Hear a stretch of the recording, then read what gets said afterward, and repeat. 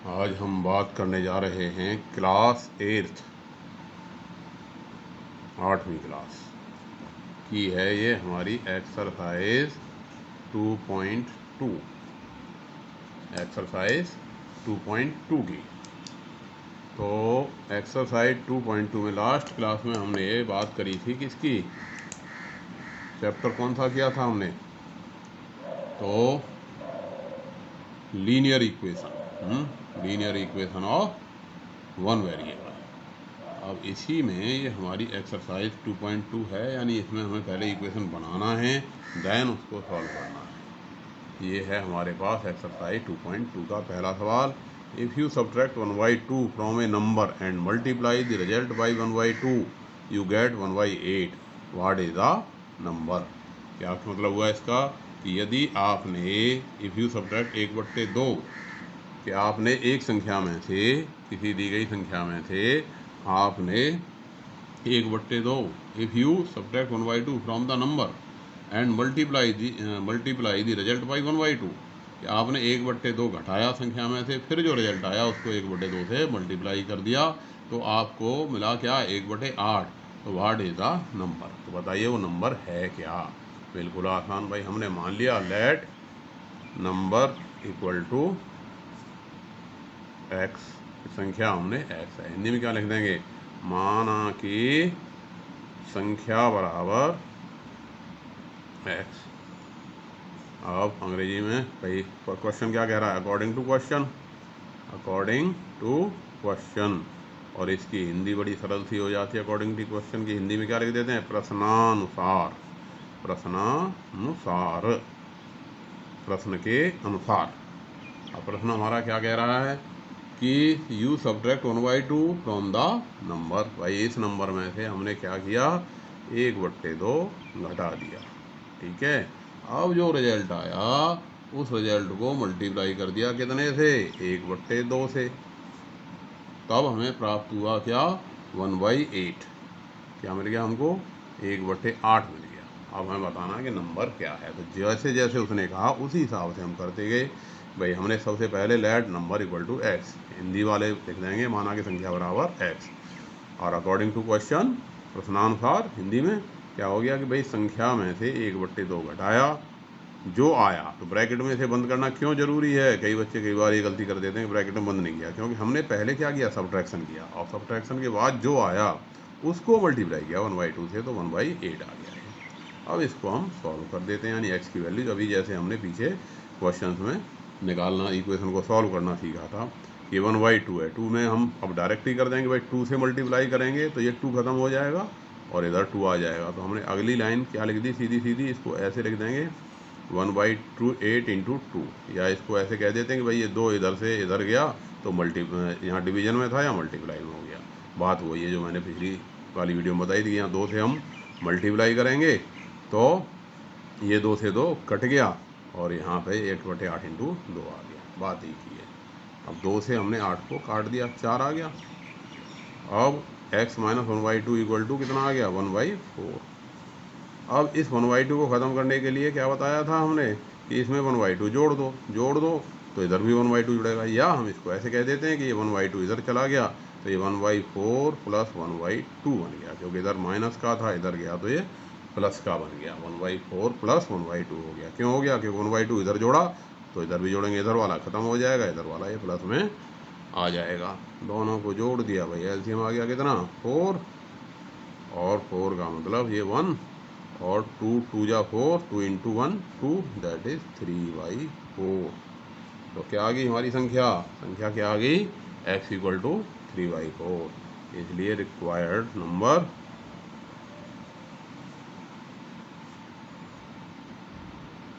Equal to 3/4। अब अगर हम कहें कि इसे हमें भाई चेक भी करके देख लेते हैं भैया, हमने जो कहा है वो बात सही है कि नहीं, कि भाई संख्या में से हमने 1/2 घटाया, क्या घटाया, 1/2 घटाया, और जो रिजल्ट आया उसको 1/2 से मल्टीप्लाई कर दिया, तो क्या आना चाहिए हमारे पास, 1/8 आना चाहिए। चेक कर लेते हैं आया कि नहीं। भाई 3/4 माइनस 1/2, एलसीएम आ गया 4, और 3 माइनस 2 अपॉन 4 इंटू में 1/2, 3 माइनस 2 यानी 1/4 इंटू में 1/2, दैट इज 1/8। क्या आ गया है? 1/8 वही आ गया जो आना चाहिए था। ठीक है, तो इस तरह से हमें चेक हो गया भाई हमारा हमने जो आंसर निकाला है that is right, that is correct. Clear हो गया। अब है दूसरा क्वेश्चन। क्या कह रहा है दूसरा क्वेश्चन? क्वेश्चन नंबर 2 कि the perimeter of a rectangular swimming pool is 154, its length is 2 metre more than the twice of the breadth, what is the length and breadth of the pool. कि कोई क्या है, हमारे पास एक rectangular आयताकार swimming pool है। कैसा pool है? एक आयताकार स्विमिंग पूल है। ठीक है, और क्या कहता है कि भाई इसकी जो पेरीमीटर है वो 154 मीटर है। क्या दे रखा है? पेरीमीटर। हिंदी में क्या लिख रखा है? परिमाप। परिमाप कितनी है? 154 मीटर, 154 मीटर है। और अगर इसकी जो लेंथ है, जो लंबाई है, वो चौड़ाई के 2 गुने से, its length is 2 metre more than the twice of the breadth. कि अगर हम इसको x ले लें, लेंथ ब्रेथ को, तो इसके 2 गुने से 2 ज़्यादा है, यानी 2x प्लस 2 है। अब इसी बात को हमने यहाँ पे लिख दिया। क्या? कि let length of pool, let breadth of pool, breadth मानी हमने, breadth of pool x metre, तो लेंथ हमारी क्या होगी? So that length of pool कितनी हो गई? x, 2x 2 गुना किया प्लस 2, 2x प्लस 2 मीटर, कितनी हो गई कि नहीं? अब टोटल पेरीमीटर कितनी बताई है इसने? 154। हिंदी में क्या लिख देंगे? माना कि स्विमिंग पूल की लंबाई, तरणताल की चौड़ाई बराबर x मीटर और लंबाई हो गई 2x प्लस 2 मीटर। तो इस तरह हिंदी में लिख देंगे। अब अकॉर्डिंग टू क्वेश्चन हिंदी में क्या लिखेंगे? प्रश्नानुसार, क्वेश्चन के अनुसार, अकॉर्डिंग टू क्वेश्चन, प्रश्न के अनुसार। पेरीमीटर, पेरीमीटर हमें कितनी दे रखी है? पेरीमीटर इक्वल टू दे रखा है 154। और पेरीमीटर का रेक्टेंगल की का फार्मूला क्या होता है? 2l प्लस b बराबर 154। तो ट्वाइस l कितनी है हमारी? 2x प्लस 2 और प्लस b है x, और बराबर 154 metre. Clear.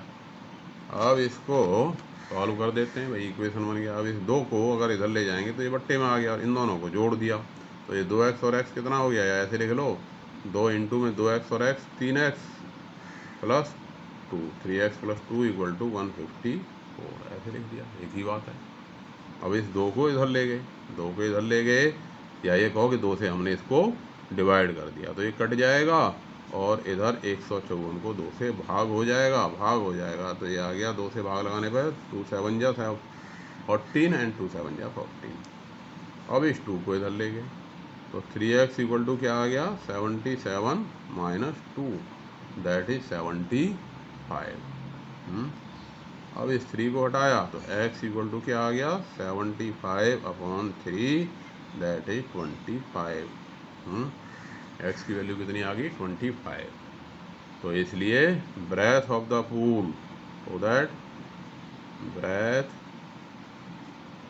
Of the pool, Hindi में लिख देंगे तरणताल की चौड़ाई बराबर 25 मीटर, यूनिट भी लिखेंगे। और लेंथ ऑफ द पूल क्या बताई थी? 2x प्लस 2, 2x प्लस 2 यानी 2 गुणा 25 प्लस 2, तो 25 दूनी 50, जमा में 2 कितने आ गई? 52 मीटर। दोनों चीज़ें ये हमारी निकल आई।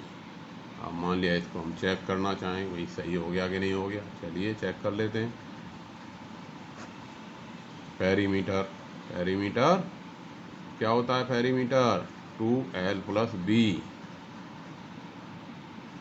और l कितनी आ गई हमारी? 52, और b आई 25, भाई दोनों को जोड़ दिया, कितना हो गया, 5 और 2 7, 2 और 5 7, 2 का गुणा किया, कितना आ गया 154, यही दे रखा था। तो इस तरह से हमारा ये क्वेश्चन चेक भी हो गया। अब है हमारे पास इसी एक्सरसाइज का क्वेश्चन नंबर 3। अब तो आपको थोड़ा समझ में आने लग गया होगा, तो जल्दी हो जाएंगे क्वेश्चन। क्योंकि जब तक हम समझते नहीं पूरे से तब तक बात जो है नहीं बनती। तीसरा क्वेश्चन क्या कह रहा है, the base of N isosceles triangle is 4/3 centimetre and the perimeter of the triangle is 4 2/5 centimeter. What is the length of either of the remaining equal side? यानी एक आइसोसेलेस ट्रायंगल है, क्या है हमारे पास, एक आइसोसेलेस ट्रायंगल है। Isosceles triangle को हिंदी में कहते हैं समद्विबाहु त्रिभुज। कैसा त्रिभुज है, समद्विबाहु त्रिभुज। अब समद्विबाहु त्रिभुज में क्या है कि ये साइड और ये साइड दो बराबर हैं और बेस इसकी लंबाई अलग है। तो the base of N isosceles triangle is 4/3 centimetre. अब इसका जो बेस है वो दे रखा है हमें 4/3 सेंटीमीटर, और पेरीमीटर ऑफ ट्रायंगल वो दे रखी है हमको 4 से ही 2/15 सेंटीमीटर, 4 2/15 सेंटीमीटर ऐसे दे रखी है। और क्या पूछा कि ये जो इक्वल साइड है इनकी लंबाई आपने निकालनी है। जो इक्वल साइड्स हैं इनकी लंबाई आपने बतानी है। तो late length of equal side, जो चीज़ हमें निकालनी है उसको हमने मान लिया।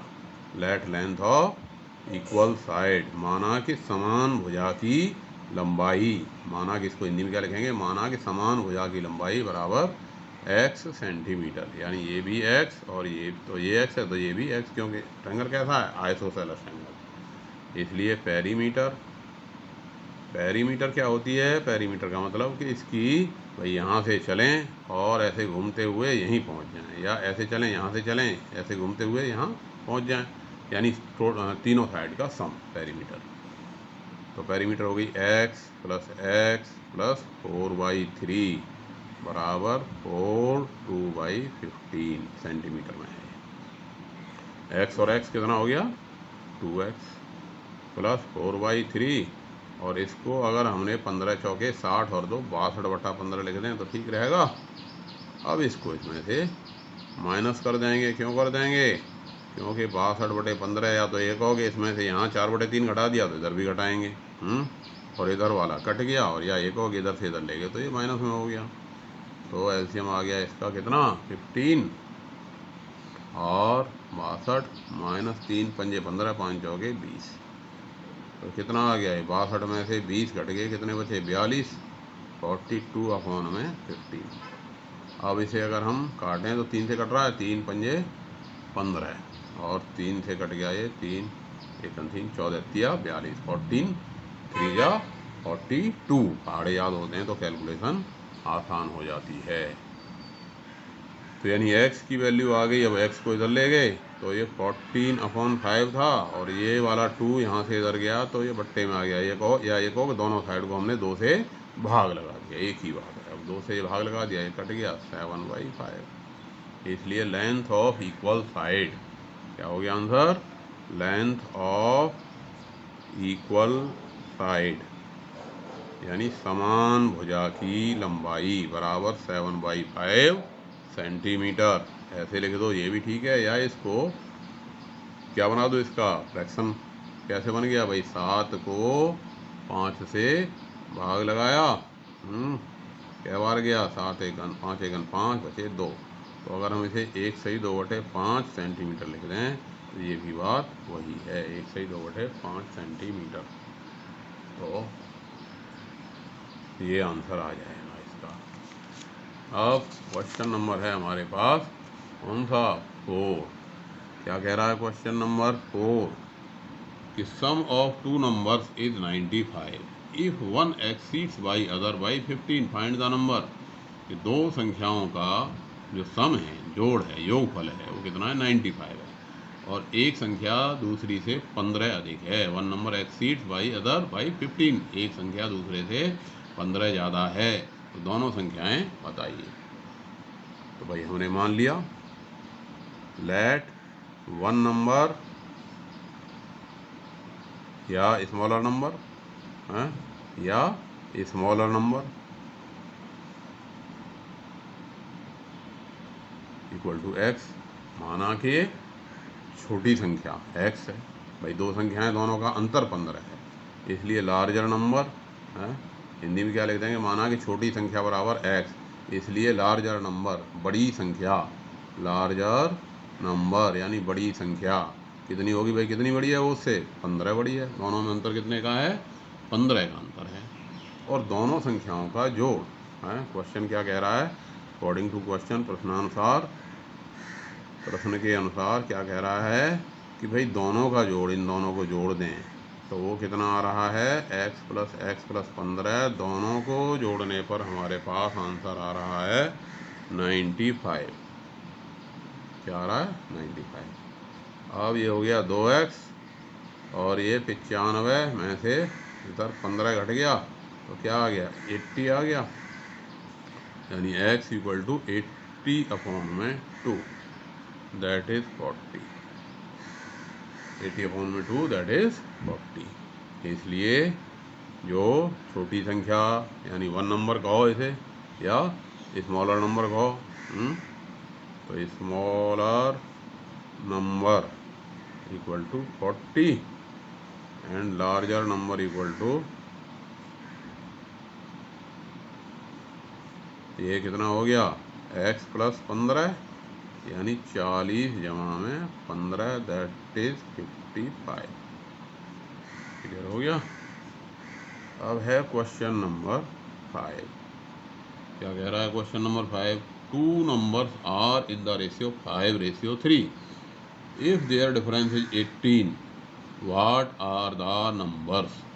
NCERT की बुक एक्सरसाइज 2.2 का क्वेश्चन नंबर 5 क्या कह रहा है कि दो संख्याओं का अनुपात 5:3 है। अगर उनका डिफरेंस, यदि उनका डिफरेंस कितना है, 18 है, उनका डिफरेंस 18 है, तो बताइए दोनों संख्याएं क्या हैं। अब दोनों का क्या दे रखा है हमें, रेशियो दे रखा है। तो लेट वन नंबर, दोनों का अनुपात दे रखा है। भाई पहली संख्या हमने मान ली कि हमारी पहली संख्या है 5:3 दे रखा है ना, तो हमने मान ली let one number equal to 5x। तो अदर नंबर कितना हो जाएगा, दूसरी संख्या ये हो गई हमारे पास 3x। इक्वेशन बनाओ, सॉल्व कर दो। Let one number equal to 5x, then other number is 3x। तो सिंपली अब अकॉर्डिंग टू क्वेश्चन, प्रश्नानुसार सवाल क्या कह रहा है कि दोनों का जो अंतर है वो कितना है, डिफरेंस बाई 18, दोनों का जो अंतर है वो 18 है। यानी इसमें से बड़ी में से छोटी को घटाएं, यानी 5x माइनस 3x, डिफरेंस बराबर 5x माइनस 3x, और ये हमको दे रखा है कितना, 18। अब 5x में से 3x घटा कितना हो जाएगा, 2x, यानी 2x इक्वल टू 18। तो x क्या आ गया, 18/2 यानी कि 9। इसलिए वन नंबर, एक संख्या हमारी हो गई कितनी, 5x, 5 इंटू 9 दैट इज 45। और सेकंड नंबर या अदर नंबर क्या हो गया, दूसरी संख्या 3x, 3 इंटू 9 दैट इज 27। ठीक है कि नहीं। तो दूसरी संख्या आ गई हमारे 27। चेक करके देखना चाहें कि भाई दोनों संख्याएं आई, ये जो बात कही है वो सही है कि नहीं। चेक में भाई दोनों का रेशियो निकालो। 45/27, 9 से कट गया, 9 किया 27, 9 बजे 45, रेशियो आ गया 5:3। और दोनों का डिफरेंस 45 में से 27 घटाया तो वो भी कितना आ गया, 18 आ गया। तो इस तरह से ये हमारा चेक हो गया कि भाई जो बात जो बताई है कंडीशन, दोनों कंडीशन हमारी सेटिस्फाई हो गई। तो अब है हमारे पास ये क्वेश्चन नंबर 6। क्वेश्चन नंबर 6 क्या कहता है, क्वेश्चन नंबर 6 पढ़ते हैं जरा 6 को। तो क्वेश्चन नंबर 6 कह रहा है कि 3 consecutive integers add up to 51, what is these integer. Hindi क्या हुई कि 3 क्रमागत संख्याओं का योगफल, 3 कॉन्सिक्यूटिव इंटीगर, 3 क्रमागत संख्याओं का योगफल 51 है। तो बताइए वो तीनों संख्याएं क्या हैं। यानी 3 क्रमागत संख्याएं। और क्रमागत संख्याएं कैसे होती हैं, जैसे 1 2 3, 3 4 5 6 7 8। तो ये सब क्या है, क्रमागत संख्या। अब 3 क्रमागत संख्याओं को ऐसी निकालनी है जिनका कि जोड़ कितना आए, 51 आए, 51 आए। तो आप क्रमागत संख्या में देख रहे हो, जैसे मैंने कहा 2 3 4, यानी एक बढ़ाने पर। तो let 3 consecutive number are. Hindi में क्या लिखेंगे कि माना कि 3 क्रमागत संख्याएं x, तो अगली क्या होगी, x में एक जोड़ोगे x प्लस 1, और x प्लस 1 में एक और जोड़ दिया, क्या हो गया, x प्लस 2 हैं। Let 3 consecutive numbers are. माना कि 3 क्रमागत संख्याएं x, x plus 1 and x plus 2 हैं। अब अकॉर्डिंग टू क्वेश्चन क्या कहता है, क्वेश्चन कह रहा है भाई इन तीनों को अगर जोड़ दें हम, यानी x प्लस 1, फिर इसमें तीसरी भी जोड़ दी x प्लस 2, तीनों का जो जोड़ आ रहा है वो आ रहा है 51। ठीक है, तीनों का योगफल कितना आ रहा है, 51। अब 51 आ रहा है तो बताइए तीनों संख्याएं क्या हैं। अब ये हमारा क्या बन गया, समीकरण। और इस इक्वेशन को हमने क्या करना है, सॉल्व। कैसे सॉल्व हो गया भाई, ये x 1, ये x 2 और ये x 3। तो x प्लस x कितना हो गया, 3x, और 1 जमा 2 ये कितना हो गया, 3, बराबर 51। That is 3x equal to, अब 3 को इधर ले गए, या ये कहो घटा दिया दोनों तरफ से, तो ये 51 माइनस 3 हो गया, जो कि आ गया हमारा 48। तो 3x क्या हो गया, 48 अपॉन में 3, दैट इज 60। 3x 48 आया, तो x इक्वल टू क्या आया, x equal to 48 upon 3, that is 60। इसलिए नंबर्स आर, इसलिए जो हमारी संख्याएं हैं नंबर्स आर, संख्या क्या हो गई, पहली संख्या क्या हो गई, 16, और 16 में एक जोड़ा 17, और 17 में एक जोड़ा कितना हो गया, 18, 16 17 एंड 18, ये संख्याएं हो गई। इनको जरा चेक भी करके देख लें, चेक बिल्कुल आसान। भाई तीनों को हमने जोड़ा, 16 जमा 17 जमा 18 कितना आ गया, 8 और 7 15, और 6 21, 2 और 1 3 1 4 1 5, 51। और ये करेक्ट हो गया। इसी तरह से अब है इसका question number 7। The sum of 3 consecutive multiple of 8 is 888. Find the multiples। क्या मतलब हुआ, ये वही बात होगी जो अभी पिछला वाला क्वेश्चन था, उसी से मिलता जुलता हो गया कि भाई 8 के 3 कॉन्सिक्यूटिव मल्टीपल हैं। The sum of consecutive multiple of 8 is 888, यानी 8 के 3 क्रमागत गुणकों का योगफल 888 है। तो बताइए वो मल्टीपल क्या है। अब 8 के मल्टीपल क्या होते हैं, जैसे 8 8 का पहाड़ा, 8 16 24 32 40, ऐसे होते हैं कि नहीं, 8 16 24 32 8 का पहाड़ा। तो अगर हमारा पहला जो मल्टीपल अगर x है, तो अगला मल्टीपल उससे कितना ज़्यादा होगा। आप देख रहे हो जैसे 8 से अगला मल्टीपल कितना है, 16, 8 ज़्यादा है। 16 से अगला मल्टीपल कितना ज़्यादा है, और 8 ज़्यादा है। तो हम इसी तरह से अगर हमें माने, तो लेट 3 कॉन्सिक्यूटिव मल्टीपल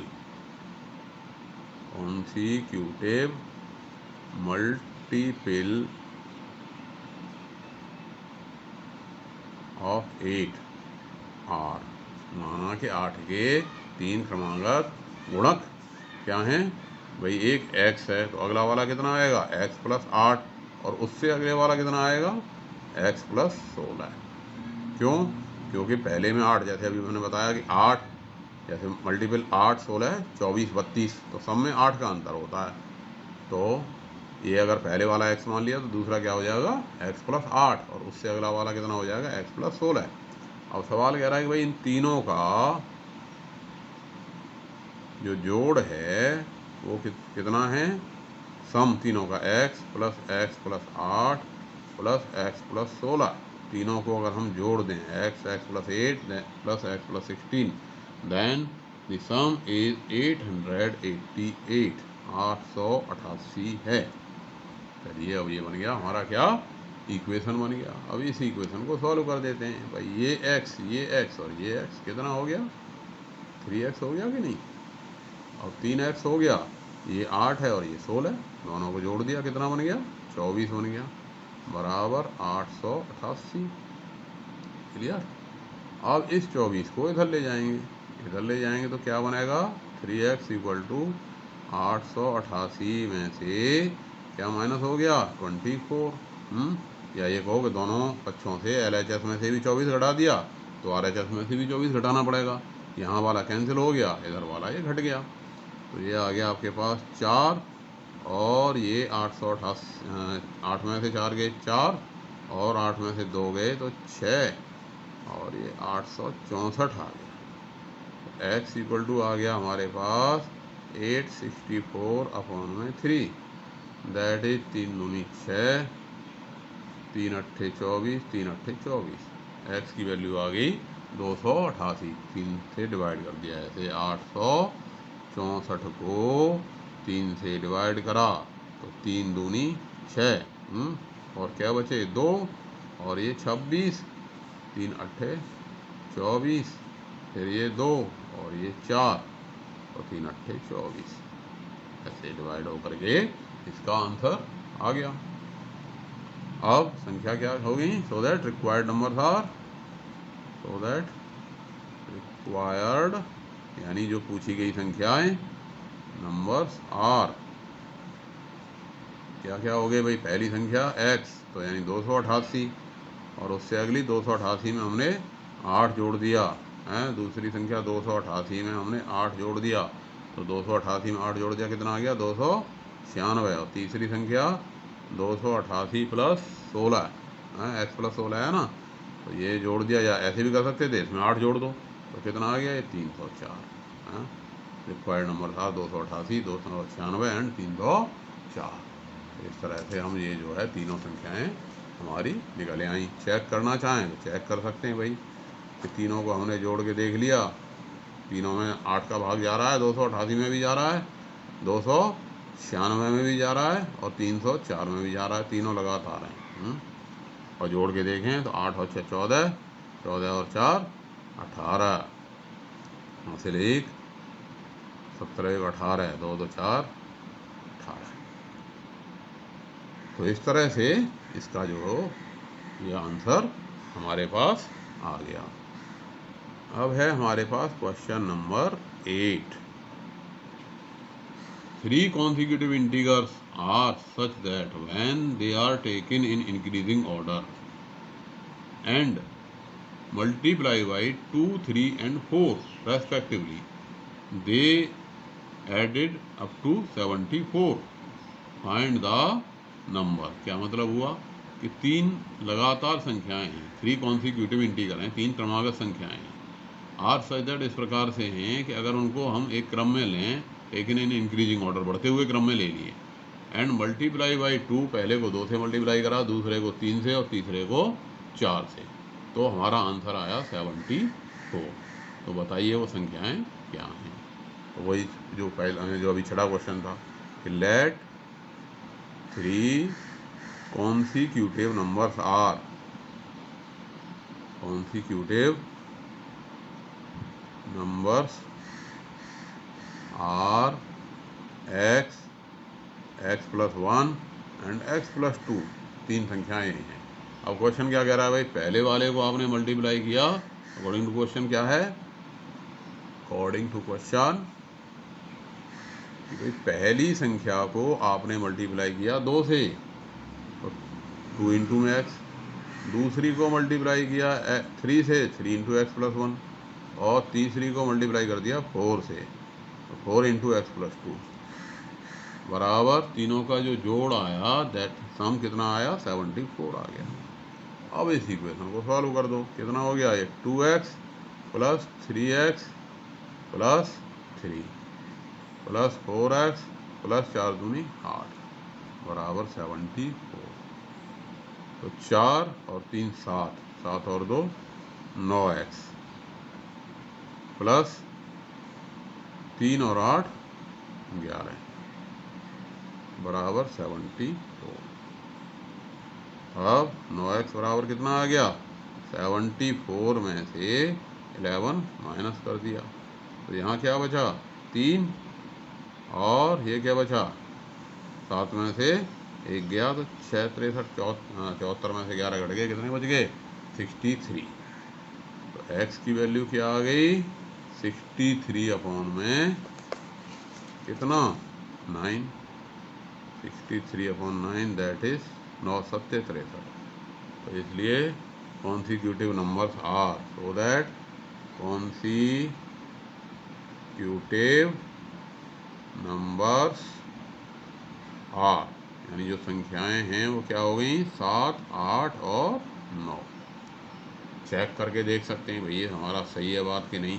चेक कर लेते हैं भाई कि पहली संख्या को हमने क्या किया? 2 से मल्टीप्लाई किया। 2 गुणा में 7 14, 3 गुणा में 8 3 8 24, और तीसरी संख्या को 4 से, 4 गुणा में 9 4 9 36, और तीनों को जोड़ दिया, 4 और 4 8, और 6 14 का 4, और यहाँ से ले 2 2 4 और 3 7, 74 आ गया कि नहीं?